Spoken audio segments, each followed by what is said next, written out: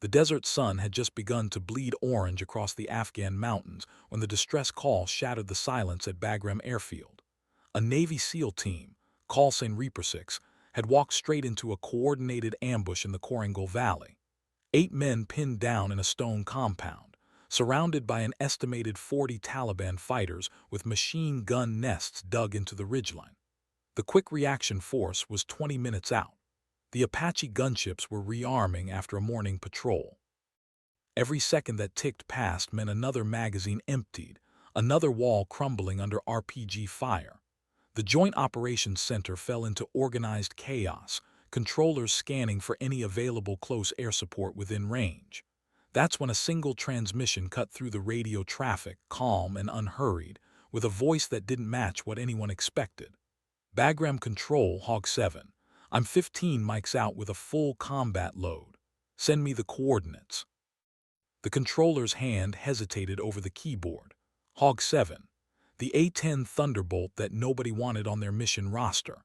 The one flown by Captain Nadia Cowrie, the pilot who'd been flying combat sorties for 3 years but somehow never got assigned to the high-profile operations. She was competent. Everyone admitted that much, but there was always someone else they'd rather call. Too cautious, they said. Too by the book. Some whispered she didn't have the instinct for close air support, that she treated every mission like a training exercise. Now she was the only option, and the SEALs on the ground didn't have the luxury of preferences. The controller transmitted the grid coordinates and threat assessment.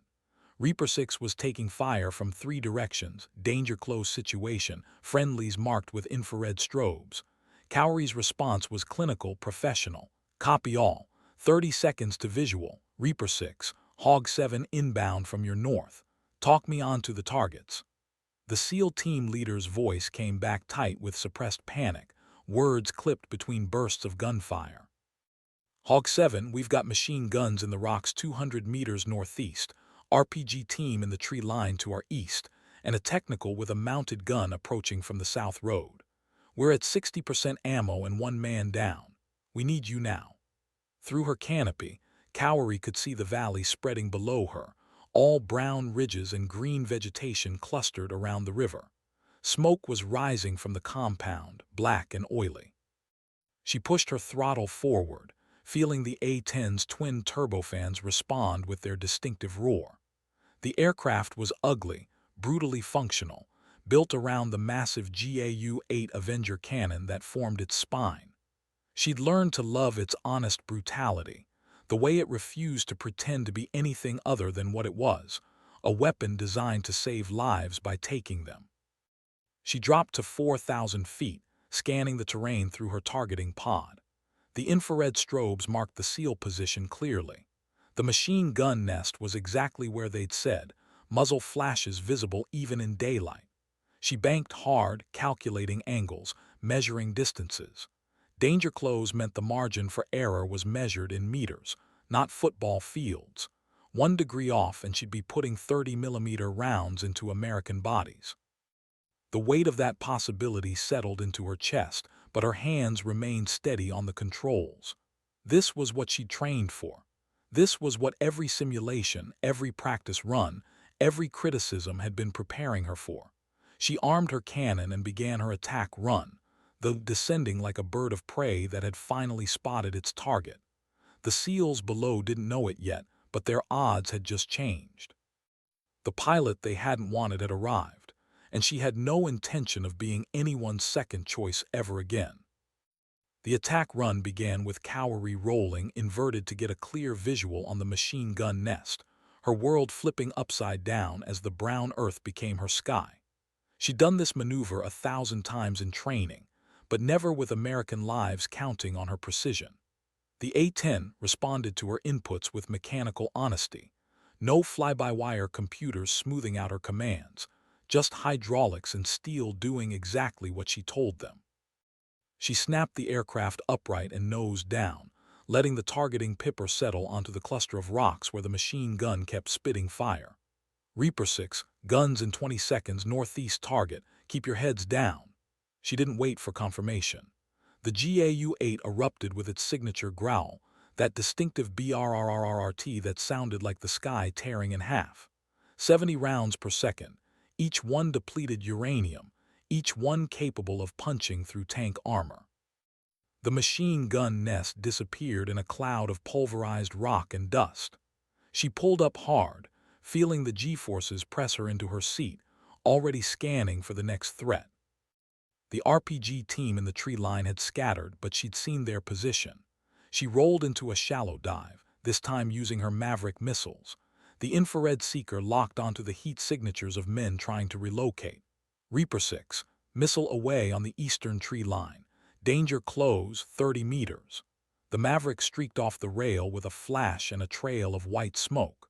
5 seconds later, the tree line erupted, bodies and equipment flying outward from the blast center. The SEAL team leader's voice came back, still tight but with an edge of relief bleeding through. Good hits, Hog 7. The technical is moving up the south road, 300 meters and closing. We're down to our last magazines.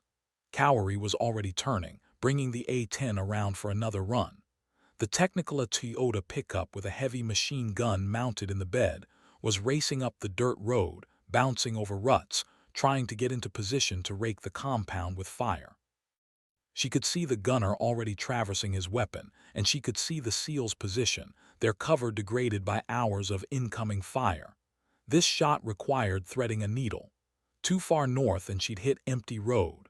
Too far south and the 30mm rounds would skip into the compound. She lined up her approach, compensating for wind, for the A-10's forward momentum, for the technical speed. Her finger rested on the trigger. She was aware, distantly, that the entire Joint Operations Center was listening to this frequency now. Word had spread. The pilot nobody wanted was in a danger-close fight, and everyone was waiting to see if she'd fold under pressure or prove them wrong. She dismissed the thought. The only audience that mattered was 8 men bleeding in a compound, running out of ammunition and time. Cannon sang again, a 2-second burst that walked 30mm rounds directly through the technical's engine block and into the cab. The truck disintegrated, flipping sideways and rolling 3 times before coming to rest as a burning wreck. The mounted gun flew free, tumbling end over end into a ditch. Cowery pulled up and circled, scanning for additional threats. Her fuel was at 60%. Her ammunition counter showed she'd expended 40% of her cannon rounds and 1 Maverick. Plenty left for whatever came next. Reaper 6, all 3 targets destroyed. I'm holding overhead. How's your situation? There was a pause, and when the SEAL team leader responded, something had shifted in his voice. The tightness was still there, but underneath it was something else. Respect, maybe. Recognition. Hog 7, you just saved our asses. We've got 1 urgent surgical and 2 walking wounded, but we're secure for now. QRF is 10 minutes out. Cowery allowed herself a small smile behind her oxygen mask. Copy that. I'll stick around until they arrive. Nobody's getting close to you. She meant it. The A-10 had fuel for another hour, and she had enough ammunition to turn the entire valley into a kill zone if necessary. She climbed back to altitude and began a lazy orbit over the compound, her eyes constantly scanning the ridgelines and approaches. Below her, the SEALs were reorganizing, treating their wounded, preparing for extraction. They didn't know her name yet. They didn't know her story. But they knew one thing for certain now. When the chips were down and every second mattered, the pilot in Hog 7 had come through. The quick reaction force arrived in a thunder of helicopter rotors, 4 Black Hawks dropping into the compound with practiced precision. Cowery maintained her overwatch, keeping her targeting pod trained on the surrounding terrain, watching for any hint of a follow-up attack. The Taliban weren't stupid. They knew that American combat search and rescue operations were vulnerable moments, opportunities to inflict casualties when forces were concentrated and focused on evacuation. She wouldn't let that happen, not today. The SEALs loaded their wounded and climbed aboard, the whole extraction taking less than 5 minutes. As the helicopters lifted off, the team leader came back on her frequency one final time. Hog 7, Reaper 6, thanks for the save. You ever need anything, you call us. I mean that. Cowery felt warmth spread through her chest, but she kept her voice professional. Just doing my job, Reaper 6. Glad you're all going home. She watched the Black Hawks disappear toward Bagram, then turned her A-10 northwest and began her own return flight. The adrenaline was starting to fade, replaced by the familiar exhaustion that came after combat. Her hands were steady, but she could feel the tremor waiting beneath the surface. That would come later in her quarters when she was alone. For now, she flew. The debrief lasted 3 hours. Intelligence officers wanted details on enemy positions and behavior. Maintenance crews needed her battle damage assessment. None. As it turned out, she'd taken no ground fire. Operations wanted her timeline, her decision-making process, her fuel and ammunition expenditure. She answered every question with calm precision, walking them through the mission from initial call-up to final RTB. What she didn't tell them was how terrifying it had been to line up that first gun run, knowing that 8 lives depended on her being perfect. She didn't mention the moment when she'd seen the technical racing toward the compound and realized that if she missed, those men would be overrun. Some things you kept to yourself. Some things were between you and the aircraft and the sky. When the debrief finally ended, the operations officer, a lieutenant colonel who'd been flying fighters before Cowery was born, stopped her at the door. "Captain, that was exceptional work today. Textbook danger close CAS. I'm putting you in for an air medal." Cowery nodded, accepting the compliment with the same professional calm she'd maintained throughout the mission. But as she walked out into the Afghan evening, she allowed herself a moment of satisfaction. Exceptional, textbook, not cautious, not too by the book. Exceptional. The next morning, word had spread. The maintenance crews watched her pre-flight with new appreciation. Other pilots nodded to her in the operations building. The culture on an air base was strange, tribal, built on reputation and proven performance. Yesterday she'd been an outsider. Today she was something different. 3 days later, she got the call that would define the rest of her deployment.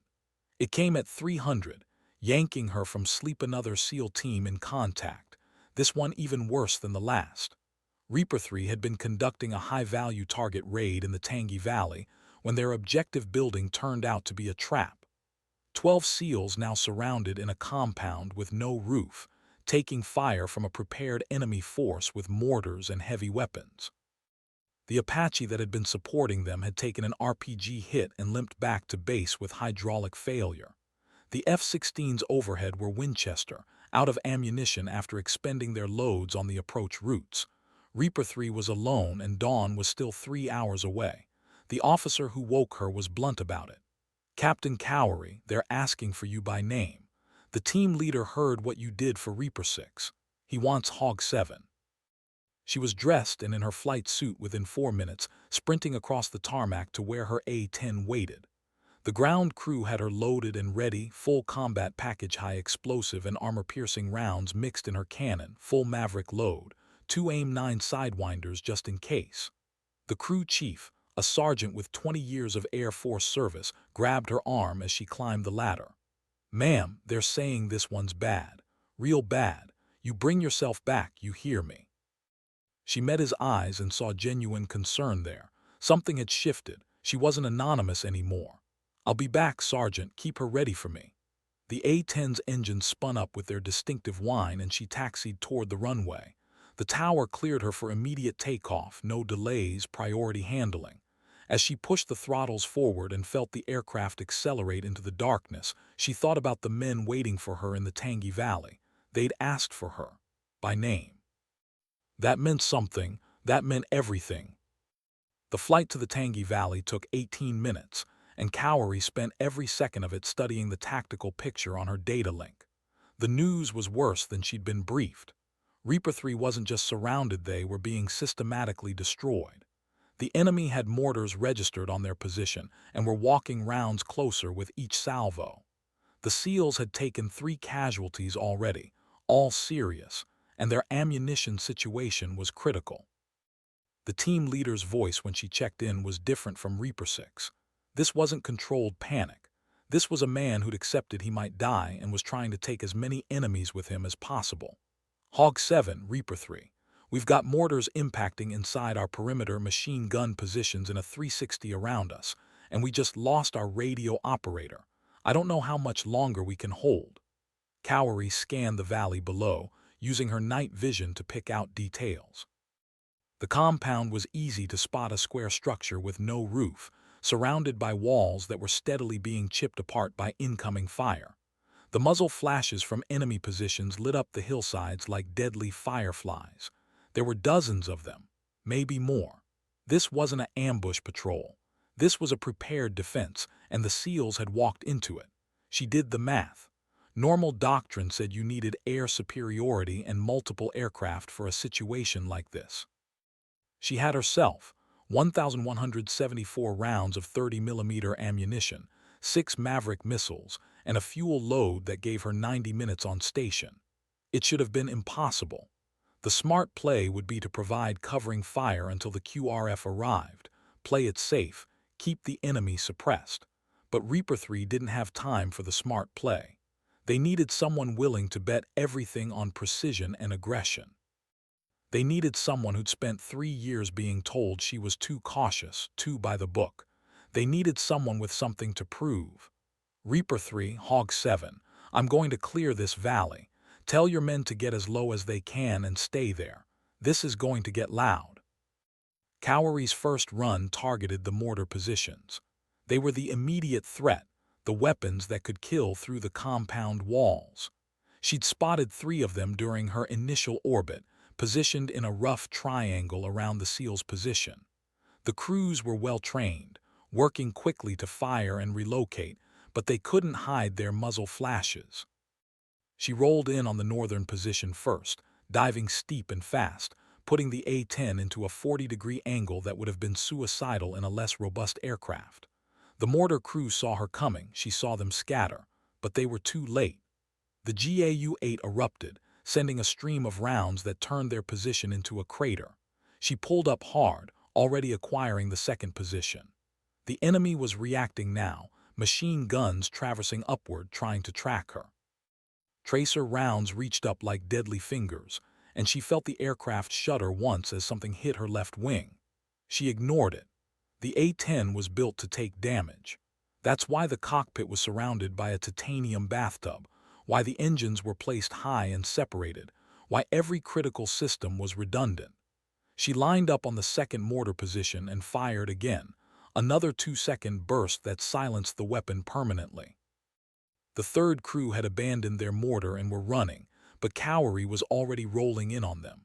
She walked her cannon fire across their retreat path, then pulled up and climbed. The immediate threat was neutralized. Now came the harder part. The machine gun positions were dug into the hillsides, protected by rocks and terrain. Some had clear lines of fire on the compound, others were positioned to create crossfire zones. Clearing them would require precision work, multiple runs, exposing herself to ground fire again and again. It would take time and ammunition and luck. She checked her fuel. 75 minutes left. She checked her ammunition counter. 942 rounds remaining. She keyed her radio. Reaper 3, mortars are down. Working on the machine guns. Stay low. Then she rolled back into the valley, toward the muzzle flashes and the tracer fire, and began the methodical work of keeping her promise. For the next 40 minutes, Cowrie turned the Tangi Valley into her personal demonstration of close air support doctrine. She worked in a pattern, taking runs from different angles to prevent the enemy from predicting her approach. Each pass targeted a different machine gun nest, each burst calculated to maximize effect while conserving ammunition. The Taliban fighters were brave. She'd give them that. They kept firing even as she destroyed their positions one by one, even as it became clear they were facing something they couldn't defeat. Some tried to relocate, dragging their weapons to new positions, but she tracked them with her targeting pod and killed them in motion. Others held their ground and died there. A few tried to run, abandoning the fight, and she let those go.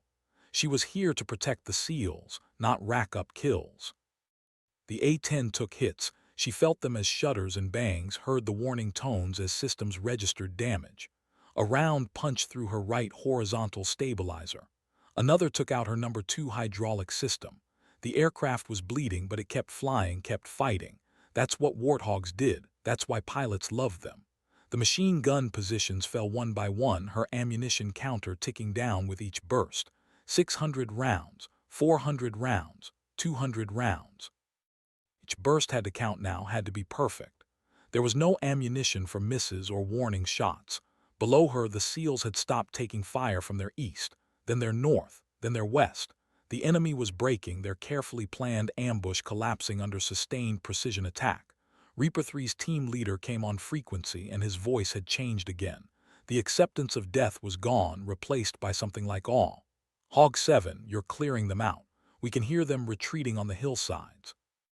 We might actually make it out of this. Cowrie allowed herself a tight smile. Reaper 3, you're definitely making it out. I've got 30 minutes of fuel and enough rounds left to make anyone who disagrees reconsider. It wasn't bravado. It was simple fact. She'd committed to this fight and she would see it through. The quick reaction force arrived as dawn was breaking, turning the valley from shades of gray to shades of gold. Cowrie had been circling for 78 minutes, her fuel gauge showing 20 minutes to bingo, her ammunition counter reading 64 rounds. She'd expended 5 Maverick missiles and more than 1,000 rounds of 30mm ammunition. The valley was quiet now, the enemy position silent, the only movement coming from the Black Hawks descending toward the compound. She maintained overwatch until every SEAL was loaded, until the helicopters were wheels up and heading for safety. Only then did she turn toward Bagram, nursing her damaged A-10 through the morning sky. The aircraft was handling differently now, the shot-out hydraulic system making the controls mushy, the hole in her stabilizer creating drag. She had to use more stick pressure, more rudder, constantly trimming to keep the nose level. But the A-10 flew because that's what A-10s did. They took damage and kept flying. They got ugly and kept fighting. They were honest weapons that made no apologies for what they were. Cowrie felt a kinship with that philosophy. The landing was rough. She had to come in faster than normal with her degraded controls, and she hit hard enough to blow a tire. The aircraft slewed sideways before she brought it under control, finally rolling to a stop on the taxiway. The emergency vehicles were already rolling, but she waved them off. The A-10 wasn't going to catch fire. It had done its job. She'd done her job. The ground crew swarmed the aircraft, counting the damage, documenting the holes in the shredded metal. 37 hits they'd eventually report. 37 pieces of metal that had hit the A-10 and failed to bring it down. The crew chief who told her to come back safe approached as she climbed down. He looked at the aircraft, at the damage, then at her. "Ma'am, you flew this back," she nodded. She wanted to come home. He shook his head, somewhere between admiration and disbelief. "Ma'am, you and that jet earned yourselves a reputation today." The debrief for the Tangi Valley mission lasted 6 hours and included officers from every level of the command structure. They wanted every detail, every decision point, every measurement. Cowrie walked them through the entire sequence, using her gun camera footage and targeting pod recordings. The imagery was stark machine gun positions vanishing in clouds of dust, mortar crews scattered by precision fire, the systematic dismantling of an enemy force. What impressed them most, she realized, wasn't the kills or the precision. It was the duration. 40 minutes of continuous danger-close attack, running through her ammunition with calculated efficiency, taking fire and refusing to break off. That kind of sustained aggression was rare, the kind of thing that got written up in after-action reports and taught at weapons schools. The Reaper 3 team leader attended the debrief via video link from the hospital where his wounded were being treated. His face was haggard, showing the weight of a night that had nearly ended in catastrophe. When asked to provide his assessment, he was direct. "Hawk 7 saved 12 lives last night. Maybe more. We were taking casualties when she arrived, and we wouldn't have lasted another 20 minutes. She cleared an entire valley by herself in the dark, taking ground fire the whole time. I don't know what else you want me to say. She's the best CAS pilot I've ever worked with." The silence in the room after that statement was profound. Best CAS pilot. From a SEAL team leader with 15 years of combat experience. That wasn't hyperbole or gratitude speaking. That was professional assessment. The operations officer spoke into the silence. "Captain Cowrie, You're being written up for the Distinguished Flying Cross. This kind of action, this kind of sustained excellence under fire, it deserves recognition. Cowery accepted the news with the same calm professionalism she'd maintained throughout both missions. But inside, something had shifted permanently. She wasn't proving herself anymore. She'd proven herself. Now she was something else, a pilot other warriors wanted when things went bad. The Distinguished Flying Cross ceremony took place 3 weeks later on the Bagram tarmac, with her A-10 parked behind the small stage as backdrop. The aircraft had been repaired, the holes patched, the systems replaced, but the ground crew had left one thing untouched: a line of small kill markings on the fuselage below her canopy. Unofficial, against regulations, but nobody said anything about removing them. The base commander read the citation, his voice carrying across the assembled personnel. For extraordinary achievement while participating in aerial flight, Captain Nadia Cowery distinguished herself by heroism while engaged in close air support operations in defense of U.S. ground forces under heavy enemy attack. Despite intense hostile fire and adverse conditions, Captain Cowery repeatedly pressed attacks against numerically superior enemy forces, expending her ordnance with precision while sustaining damage to her aircraft. Her actions directly resulted in the preservation of 20 American lives and the destruction of enemy forces that threatened to overrun friendly positions. 20 lives, Reaper 6 and Reaper 3 combined. 20 men who went home because she'd been overhead when they needed someone. The medal felt heavier than it should as it was pinned to her uniform. She shook hands, accepted congratulations, maintained her composure. But she was thinking about the SEALs, about the radio calls, about the moment when she'd committed to clearing the Tangi Valley alone. That's what the medal represented, not the kills or the tactics, but the decision to bet everything on her ability to keep a promise. After the ceremony, members of both SEAL teams found her. They'd flown back to Bagram specifically for this, taking time from their mission rotations. They didn't say much. SEALs weren't known for eloquence, but they presented her with a challenge coin bearing their unit insignia. On the back, someone had engraved Hog 7, when it matters most. She carried that coin in her pocket for every flight after that, a reminder of what close air support meant when you stripped away all the doctrine and procedure. It meant people trusted you with their lives, and you honored that trust. The rest of Cowery's deployment became a string of missions that read like a close air support greatest hits compilation. She flew 38 more combat sorties, supporting ground operations across Afghanistan's most contested regions. Not every mission was a dramatic rescue. Most were routine armed reconnaissance, shows of force, convoy escorts, but the pattern held. When ground units had a choice, they requested Hog 7. When missions went sideways, when contact turned into chaos, the call went out for Captain Cowery. She built a reputation through consistency, through being precisely where she promised to be, through making the shots that mattered.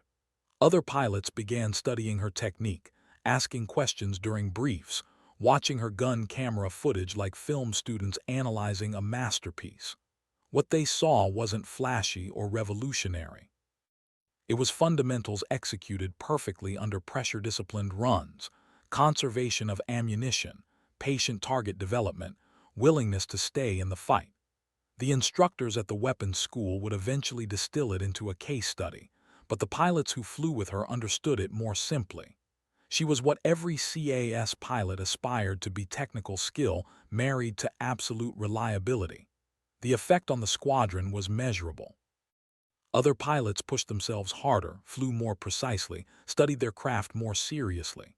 Not out of competition, but out of respect. Cowery had shown them what was possible, and they wanted to be worthy of flying the same patches, carrying the same call signs. The A-10 community was small, close-knit, and fiercely proud. Cowery had become exemplar of everything they valued. When her deployment ended and she rotated back to the States, the farewell ceremony drew personnel from across the base. Ground units she'd supported, pilots she'd flown with, maintainers who'd kept her aircraft running. The base commander spoke about combat effectiveness and mission success rates. The squadron commander talked about leadership and professionalism, but the SEAL team leaders who attended said it better. "We're alive because she flew. That's the whole story right there." Cowiery's stateside assignment took her to Davis-Monthan Air Force Base in Arizona, home of the 355th Fighter Wing and the largest concentration of A-10s in the Air Force. She was assigned as an instructor pilot, tasked with training the next generation of Warthog drivers. It should have been a step back from the intensity of combat, a chance to decompress and return to routine. Instead, she found herself at the center of a cultural shift in how the Air Force approached close air support. The younger pilots who came through her training pipeline had grown up on stories of the Tangi Valley mission, on gun camera footage that circulated through unofficial channels, on the legend of Hog 7. They arrived expecting a warrior, someone larger than life, and found instead a woman of medium height with calm eyes and a teaching style that emphasized patience over aggression. She broke down complex attack geometry into simple principles. She taught them to think like the ground units they supported, to understand that every radio call represented someone's worst day. She made them fly the same training scenarios repeatedly until muscle memory replaced conscious thought. And she told them stories, not about her own missions, but about the SEALs in the compound, about ground controllers directing fire with enemy rounds impacting around them, about what it meant when someone trusted you with their life. The transformation she created in these pilots wasn't technical. They arrived knowing how to fly. They left understanding why they flew. Within 2 years, Cowiery had trained 47 pilots who deployed to ongoing conflicts. The reports that came back consistently noted their competence, their composure under fire, their effectiveness. Squadron commanders began requesting graduates of her training pipeline specifically. The A-10 community, always tight-knit, began referring to them as Cowiery's pilots. She hated the designation. They were their own pilots, with their own skills and reputations, but the nickname stuck because it meant something. It meant they could be counted on when things went bad. In her 3rd year as an instructor, Cowiery was promoted to major and given command of the 357th Fighter Squadron. At 34, she was one of the youngest squadron commanders in the wing, and the first woman to command an A-10 squadron at Davis-Monthan. The position came with 24 aircraft, 400 personnel, and the responsibility of maintaining combat readiness for immediate deployment. She approached command the same way she'd approached everything else, with quiet competence and absolute focus on mission. Her first briefing to the squadron set the tone. "We fly the ugliest, slowest aircraft in the Air Force. Nobody writes songs about us. Nobody makes movies about us. But when American infantry is pinned down and screaming for help, we're the ones they want overhead. That's our job. That's our purpose. We're going to be so good at it that nobody else even comes close." She meant every word. Under her command, the 357th became known as the most proficient CAS squadron in the Air Force. Their training scores were the highest. Their deployment readiness rates exceeded standards. When evaluation teams came through, they found a unit that operated with precision and purpose. But more than metrics, they found culture. The pilots and support personnel of the 357th believed in what they did, believed in their mission, believed in their commander. That belief translated into performance. When the squadron deployed to support operations in Iraq, they flew more sorties and supported more ground operations than any other unit their size. When they returned, the ground commanders sent letters commending their effectiveness. One Marine colonel wrote simply, "Send us the 357th every time." They kept my Marines alive. Cowiery framed that letter and hung it in the squadron briefing room, not as a trophy but as a reminder. Every sortie, every training flight, every maintenance inspection, all of it connected back to that core mission. Keep the people on the ground alive. Everything else was secondary. The promotion to lieutenant colonel came during her 5th year at Davis-Monthan, along with reassignment to the 355th Operations Group as deputy commander. The position removed her from day-to-day flying, placing her instead in the role of overseeing 3 squadrons and their operational planning. It was necessary progression for a career officer, the path to higher command, but Cowery felt the distance from the flight line like a physical ache. She'd become a pilot to fly, not to manage spreadsheets and attend meetings. But she adapted, bringing the same focus to operations planning that she'd brought to combat flying. She streamlined training programs, improved maintenance procedures, and created a mentorship system that paired experienced pilots with newer ones. The innovation spread beyond her group, adopted by other wings, written into doctrine updates. She was shaping the A-10 community now, not through individual missions but through systematic improvement. Still, she flew whenever possible proficiency flights, training missions, the occasional evaluation sortie. She needed the cockpit time to stay connected to what mattered, to remember the feeling of responding to her hands, to keep the muscle memory sharp.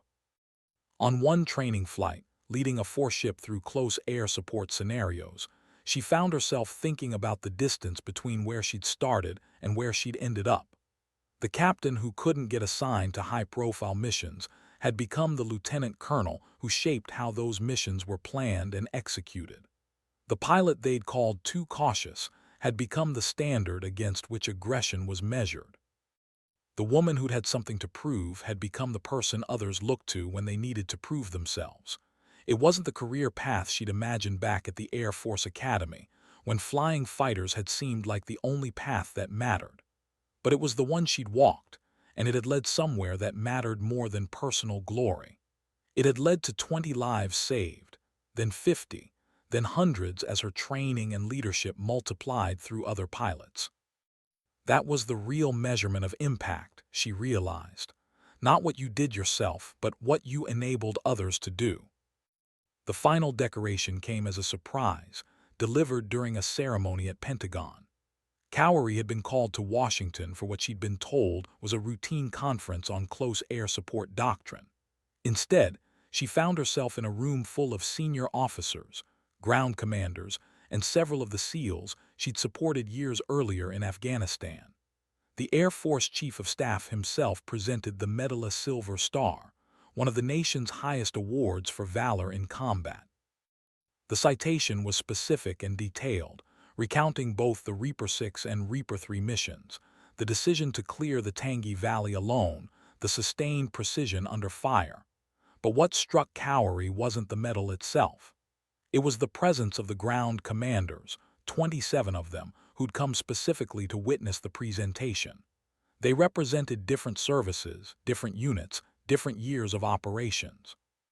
What united them was that at some point, in some valley or city or desert, they'd called for close air support and Captain Cowery had answered. One of them, an Army colonel she'd supported during a particularly bad day in Kandahar, spoke during the ceremony. Major Cowery represents what we need most in combat aviation, not the flashiest pilot or the most aggressive, but the most reliable. When she tells you she's got your back, you believe it, because she's proven it 100 times.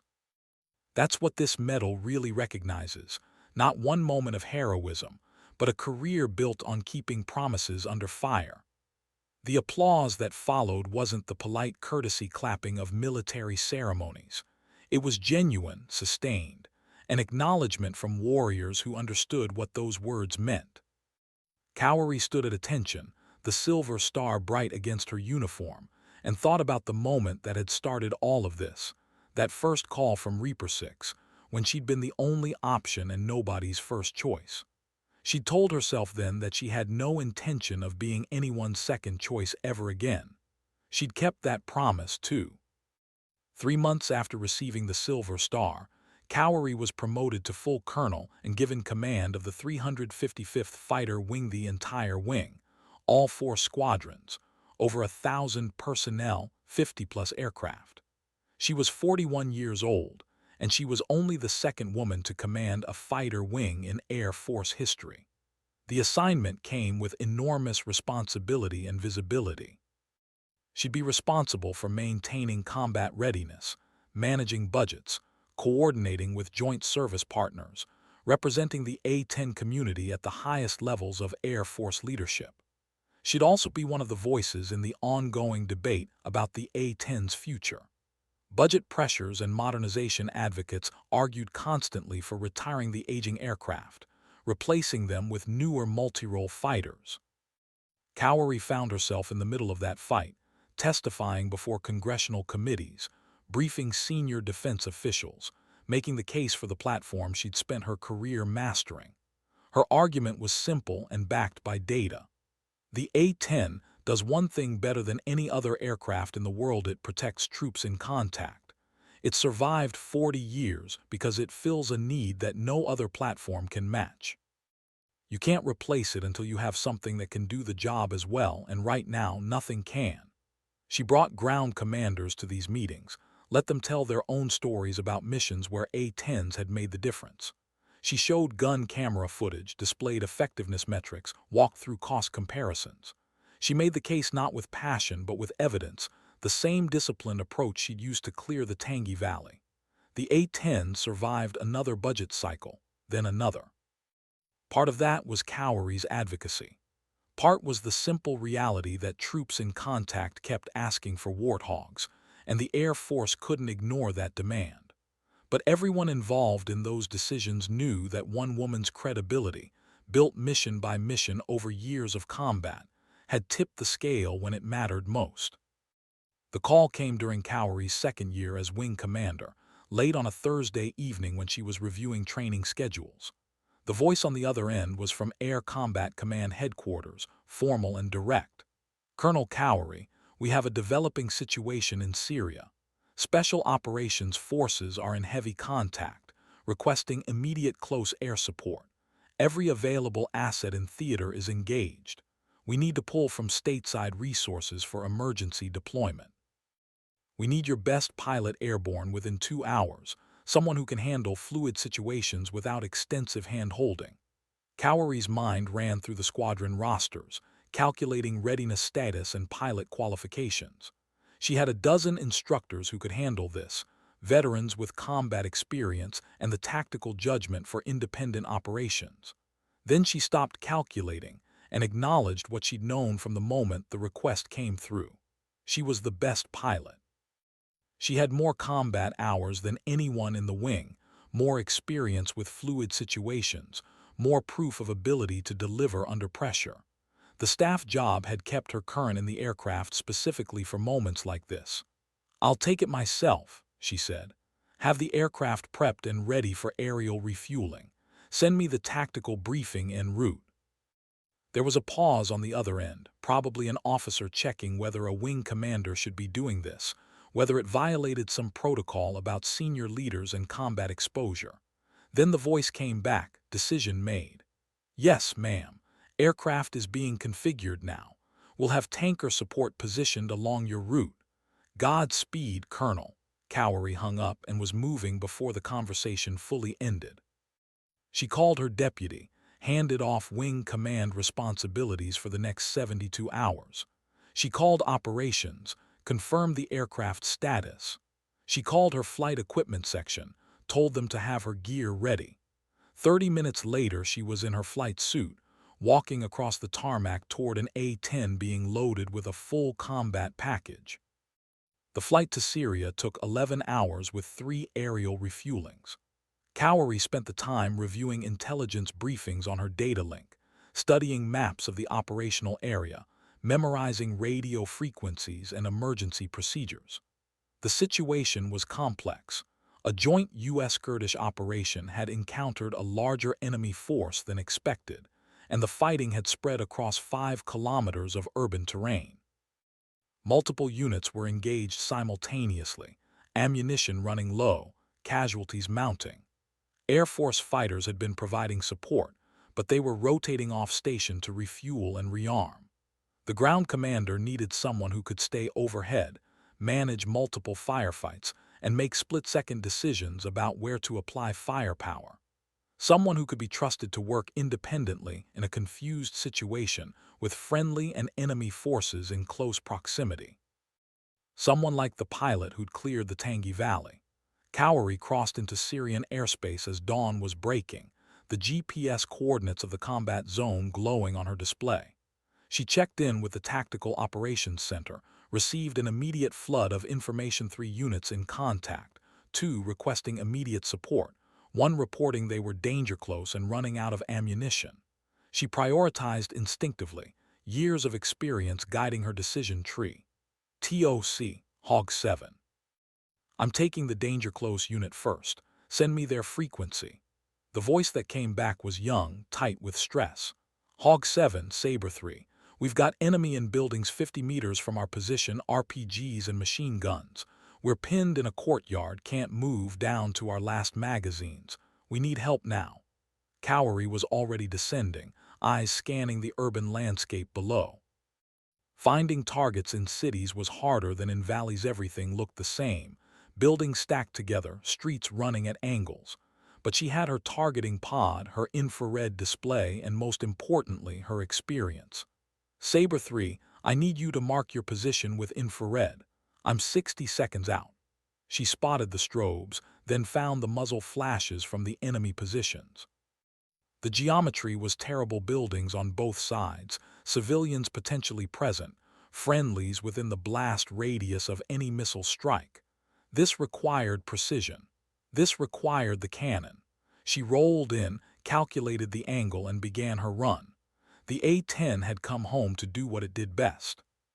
For 3 hours, Cowery worked the urban battlefield with surgical precision. She supported Sabre 3's withdrawal from their courtyard, destroying the enemy positions that pinned them with carefully aimed cannon fire.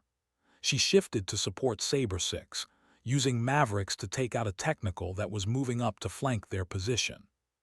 She found Sabre 1 surrounded in a building, enemy forces preparing to assault their position, and broke up the attack with a show of force run so low the enemy fighters scattered rather than face the A-10's guns. Between engagements, she managed her fuel state and ammunition, calculated how long she could maintain station, coordinated with the tanker that was orbiting to her north. The ground commanders learned quickly that Hog 7 was different from the fighter pilots they'd been working with. She didn't need extensive talk-ons to find targets. She didn't require multiple confirmation checks before engaging. She assessed, decided, and acted with practiced efficiency. They began to trust her judgment, calling out targets and letting her determine how to prosecute them. That trust was justified. Every shot she took was precise. Every target she engaged was legitimate. She worked around civilians, avoided collateral damage, kept her fire disciplined even as the tempo increased.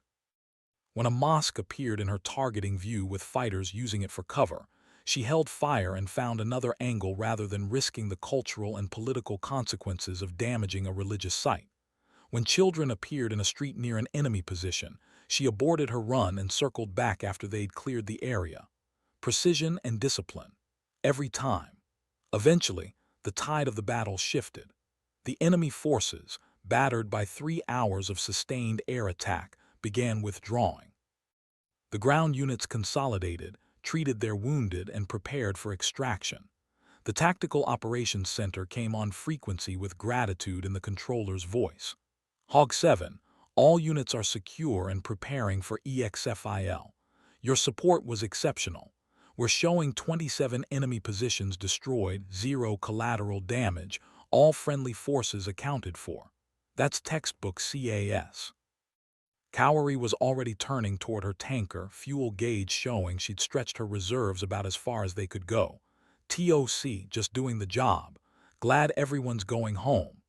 As she rendezvoused with the tanker and began taking on fuel, she allowed herself a moment of reflection. 16 years after that first call from Reaper 6, she was still here, still doing this, still keeping promises. Some things didn't change. Some things shouldn't. The flight back to Davis-Monthan gave Cowery time to think about endings and beginnings. She was 43 years old, a full colonel with a silver star and a distinguished flying cross, a wing commander with a reputation that extended across the entire close air support community. She'd proven everything she'd set out to prove, accomplished more than she'd imagined when she'd first strapped into an A-10. The smart play would be to accept the next promotion, move into staff positions, continue climbing the rank structure. She could make general officer, probably.